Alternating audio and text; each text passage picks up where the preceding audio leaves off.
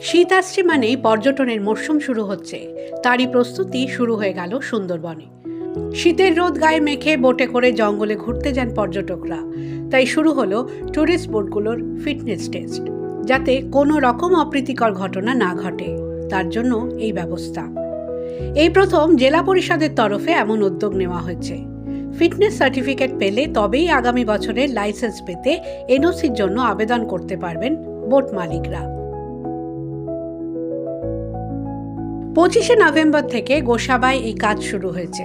নৌকার পরিকাঠামো, battery, engine, crew licence, বৈধ অগ্নি নির্বাপক ব্যবস্থা সহ মোট 19টি বিষয় দেখা হবে। টেন্ডার ডেকে একটি এজেন্সিকে এই দায়িত্ব দেওয়া হয়েছে। সুন্দরবনে পর্যটকদের নদী ভ্রমণের জন্য যে সমস্ত বোট চলাচল করে তাদের হাল হকিকত জানতে সুন্দরবন টাইগার রিজার্ভের পক্ষ থেকে জেলা প্রশাসনের কাছে চিঠি দেওয়া হয়েছিল। তার প্রেক্ষিতেই এই উদ্যোগ।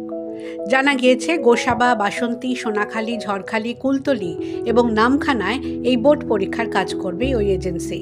সব মিলিয়ে 740টি ট্যুরিস্ট বোটের স্বাস্থ্য পরীক্ষা করার কথা রয়েছে।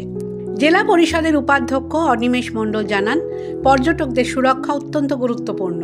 তাই বোটগুলো নির্দিষ্ট সমস্ত নিয়ম মানছে কিনা সেটা পরীক্ষা করে দেখা হবে। চেকলিস্টে থাকা 19টি বিষয়ের উপর রিপোর্ট তৈরি করা হবে। খামতি থাকলে সেটাও লিখবে ওই এজেন্সি। সার্বিকভাবে তারা সন্তুষ্ট হলে তবেই দেওয়া হবে ফিটনেস সার্টিফিকেট। গোসাবা থেকে সুভাষচন্দ্র দাসের রিপোর্ট, দ্য ওয়াল।